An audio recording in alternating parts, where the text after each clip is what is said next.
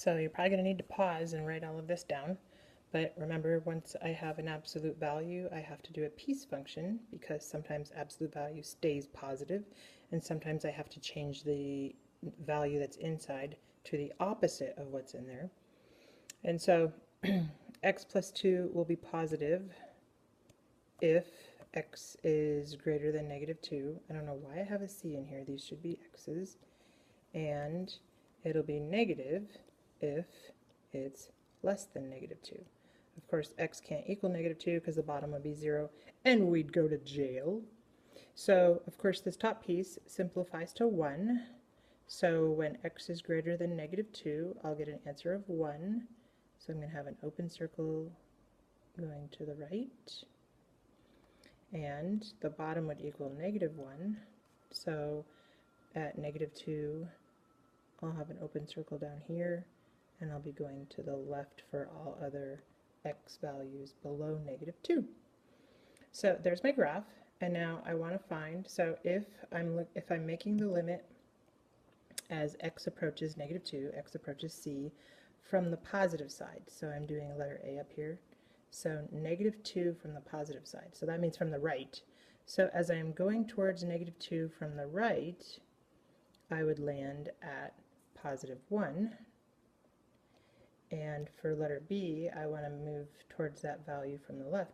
So if I move towards x equals negative 2, remember this is x is negative 2, so if I move that direction from the left, I'll end up at negative 1.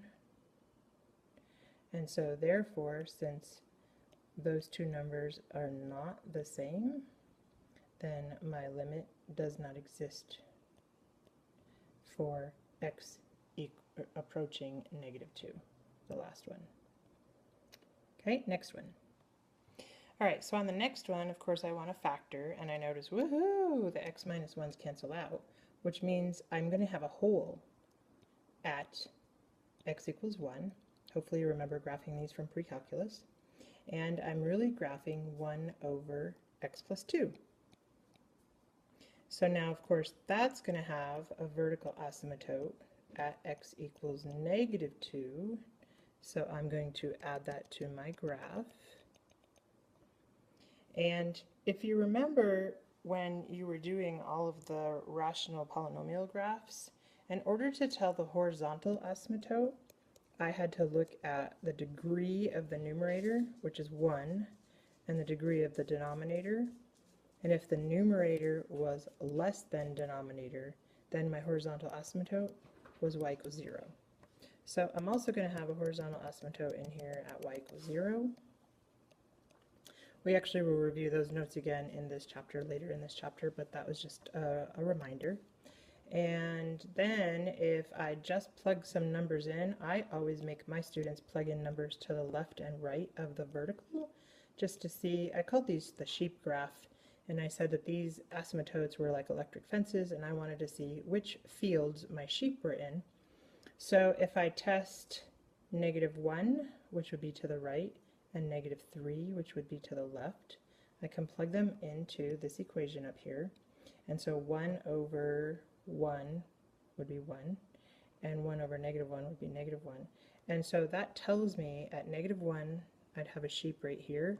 And so the sheep try to bust out of the fields, and they just sort of walk along the fence for a really long time. And at negative 3, I'm at negative 1, and same thing here, he tries to bust out of his field, and he can't. So there's my quick graph. Although I have to remember that I'm supposed to put a hole at 1, so on the curve, I'm going to erase and put a holy sheep, Batman. So there's a hole there. Okay, so now I'm looking at the limit as I approach that value. For letter A, I'm approaching it from the right. So as I move along the curve from the right, it looks like I'm hitting that dot, which the x value would be 1.